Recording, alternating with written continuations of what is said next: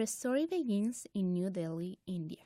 Here, in 2008, Swedish student Jacob Nilsson is struggling for a research opportunity.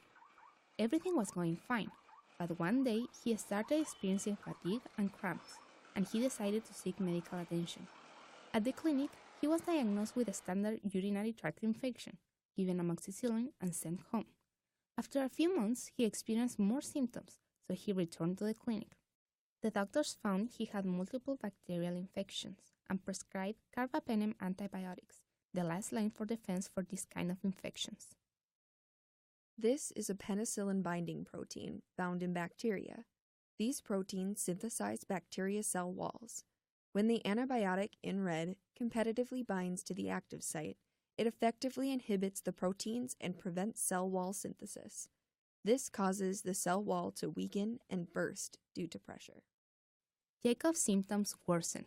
They sent samples to research facilities to conduct detailed studies to see what was causing the disease. What they found was that a Klebsiella pneumoniae infection persisted because the bacterium has a novel beta-lactamase, which they called New Delhi metallo-beta-lactamase, or NDM1. Here are the active sites for the NDM1 enzyme. This lactamase cleaves the amide bond of the lactam ring of incoming antibiotics, pictured in red, and makes them ineffective. The research group continued the investigation, and finally, in 2016, they designed a phosphorodeiamidate morpholino oligomer, also known as PMO. PMOs are synthetic DNA strands that bind to mRNA, thus inhibiting translation and protein synthesis. Instead of having the 5-member deoxyribose ring, it contains a 6-member morpholino ring. The researchers further enhanced this molecule by attaching a peptide to it, so it can penetrate the cell wall and membrane of bacteria more easily.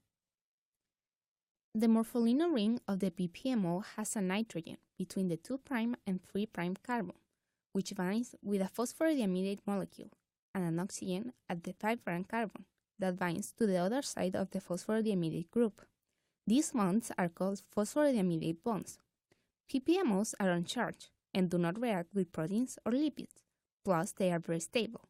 These properties make PMOs and PPMOs essential as genetic tools. Fortunately for Jacob, he survived his infection. However, the threat of superbug bacteria containing the NDM1 gene is not over. Hopefully, continued research and discovery will eradicate these dangerous infections for good.